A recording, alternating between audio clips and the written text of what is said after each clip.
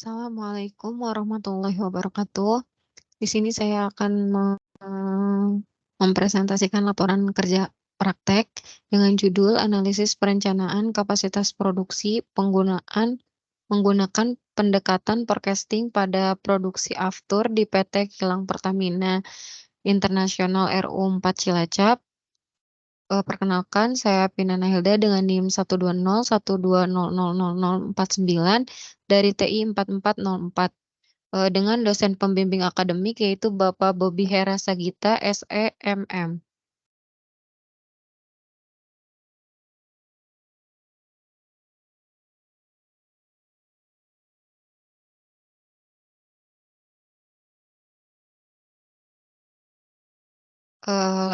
Selanjutnya ada latar belakang. Latar belakang KPPM yaitu kemajuan ilmu pengetahuan dalam dunia industri saat ini semakin maju dan berkembang pesat.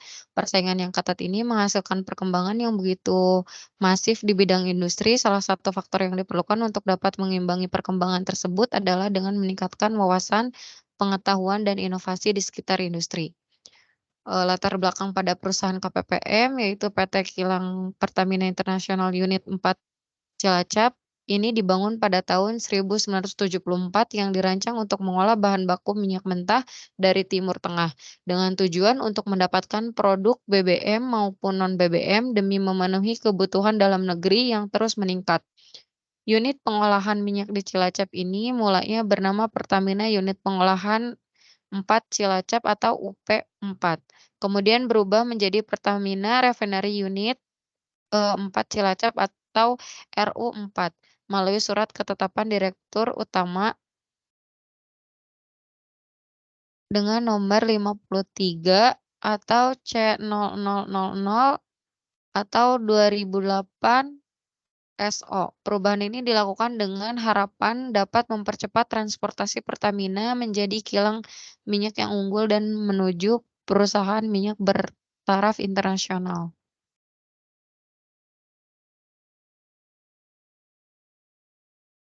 Selanjutnya ada profil perusahaan. PT Kilang Pertamina Internasional RU 4 Cilacap merupakan unit pengolahan yang dimiliki oleh Pertamina. Tujuan didirikannya Pertamina RU 4 adalah untuk memproduksi produk BBM, bahan bakar minyak, dan non-BBM untuk memenuhi permintaan pasokan BBM dari luar negeri. Pertamina RU 4 Cilacap merupakan pengolahan produk terbesar dan terlengkap, melayani kebutuhan BBM di Pulau Jawa, daerah konsumsi terbesar di Indonesia. Selanjutnya ada kegiatan selama kerja praktek. Kegiatan kerja dilaksanakan di unit Refinery Planning dan Optimization atau RPO. RPO memiliki 3 divisi yaitu Refinery Planning, Supply Chain and Distribution, dan Budget and Performance. Selama 8 minggu atau 40 hari kerja saya di bagian Refinery Planning. Minggu pertama itu pembuatan badge atau akses, dan orientasi umum perusahaan. Pada minggu kedua itu overview kilang RU 4 secara general. Pada minggu ketiga itu penjelasan tugas dan proses bisnis fungsi refinery planning dan optimization atau RPO. Pada minggu ketiga juga, pembagian dan penjelasan case yang akan ditangani. Pada minggu keempat, pengumpulan data untuk digunakan dalam tugas khusus. Pada minggu kelima, analisis arus minyak yang sudah terrealisasi. Pada minggu keenam juga menganalisis arus minyak yang sudah terrealisasi. Pada minggu keenam, pemilihan metode untuk penyelesaian tugas khusus. Pada minggu ketujuh, perencanaan kapasitas produksi minyak di masa mendatang dan menyusun laporan. Pada minggu ke-8, penyusunan laporan dan revisi presentasi akhir tugas khusus.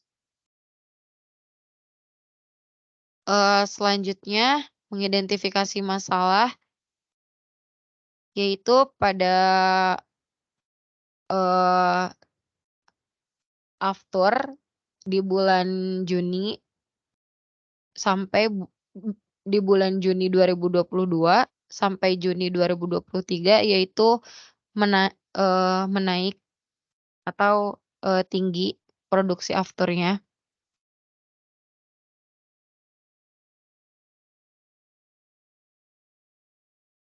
Selanjutnya ada teori dasar.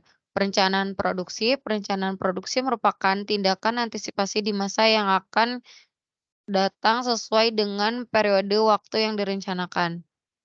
Selanjutnya ada peramalan forecasting menurut Navarin 2000, halaman 24, peramalan adalah proses untuk memperkirakan beberapa kebutuhan di masa mendatang yang meliputi kebutuhan dalam ukuran kuantitas, kualitas, waktu, dan lokasi yang akan dibutuhkan dalam rangka memenuhi permintaan barang atau jasa. Penggunaan model matematik dalam peramalan besarnya potensi permintaan terhadap produk-produk yang akan dibuat pada umumnya lebih dominasi oleh perusahaan yang beroperasi dalam lingkungan make to stock.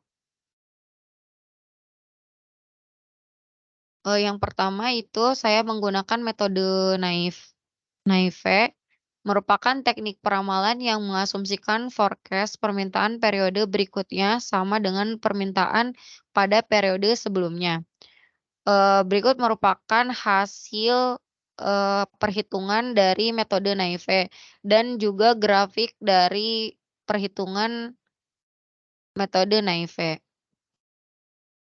Selanjutnya, metode konstan.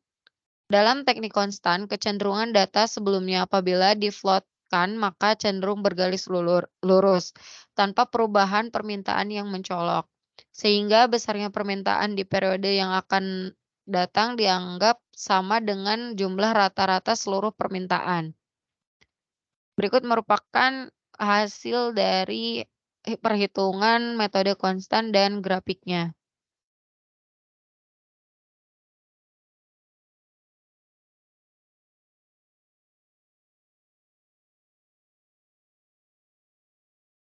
Selanjutnya ada metode simple moving average, merupakan salah satu jenis indikator moving average yang paling sederhana. Pada dasarnya, simple moving average dihitung dengan merata-ratakan permintaan atau penjualan pada 3 periode sebelumnya. Berikut merupakan perhitungan dari metode simple moving average dan grafiknya.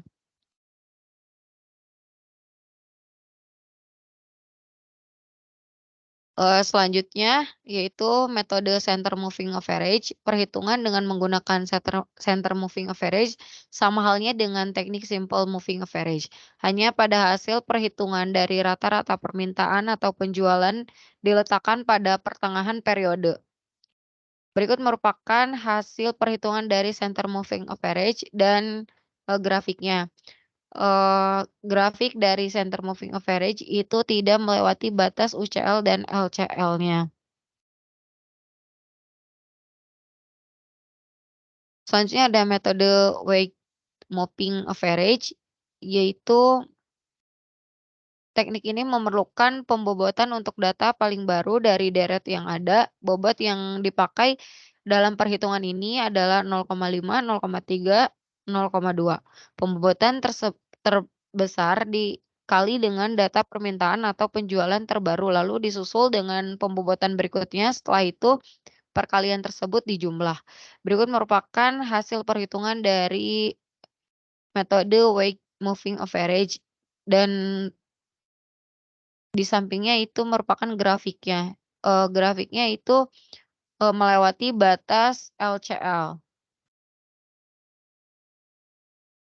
Selanjutnya yaitu metode exponential smoothing. Teknik ini menggunakan prinsip yang sama dengan metode weight moving average, tidak memerlukan data historis dalam jangka waktu yang lama, melainkan hanya data terbaru yang dipakai untuk menghitung peramalannya. Pembuatan pada exponential smoothing pada studi kasus ini menggunakan 0,1 untuk alfa dan 0,9 untuk A min alfa.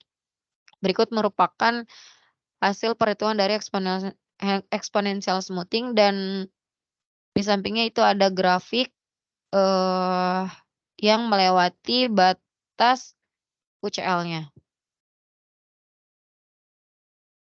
Selanjutnya ada metode regresi linier, digunakan pada menggunakan metode kuadrat terkecil dari proyeksi tren yang dilakukan pada analisis regresi linear. Adapun variabel yang terikat untuk dapat melakukan peramalan yang akan tetap sama yaitu variabel Y dan variabel bebas adalah X. Dalam penelitian ini, variabel X merupakan periode dan variabel Y merupakan demand atau permintaan. Berikut merupakan hasil perhitungan dari regresi linear dan dihasilkan grafik tidak melewati batas UCL dan LCL. Selanjutnya ada metode double moving average. Teknik ini melakukan moving average, kemudian dilakukan moving average lagi untuk data yang sudah dilakukan pertama kali. Berikut merupakan hasil perhitungan dari double moving average dan hasil grafiknya yaitu melewati UCL. Selanjutnya ada metode double exponential smoothing. Metode ini mirip dengan metode exponential smoothing, namun metode ini digunakan ketika data menunjukkan adanya tren. Tren adalah estimasi yang dihaluskan dari pertumbuhan rata-rata pada akhir masing-masing periode. Menurut Makridakis 1999. Berikut merupakan hasil perhitungan dari double exponential smoothing. Dan pada grafiknya yaitu melewati batas UCL. Selanjutnya, pada kesimpulan, ramalan permintaan dilakukan menggunakan metode center moving average merupakan metode yang sangat baik dibanding dengan metode lainnya berdasarkan hasil perhitungan. Metode center moving average memiliki nilai indikator error MAD sebesar 69,029,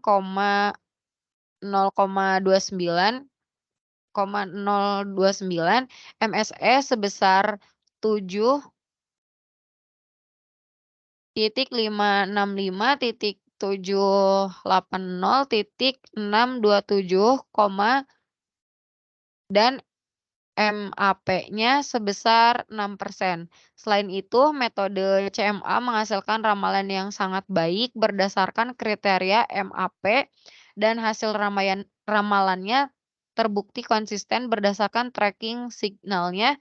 Hasil ramalan permintaan produk aftur pada PT Kilang Pertamina Internasional RU 4 Cilacap menggunakan metode CMA untuk bulan Juli sebesar 1,337.937 MB, Agustus sebesar 1,313.427 MB, dan September sebesar 1,325.682 MB.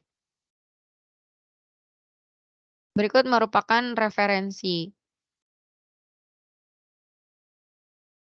Sekian dari pemaparan dari saya. Mohon maaf bila ada kesalahan. Wabillahi taufiq wal hidayah. Wassalamualaikum warahmatullahi wabarakatuh.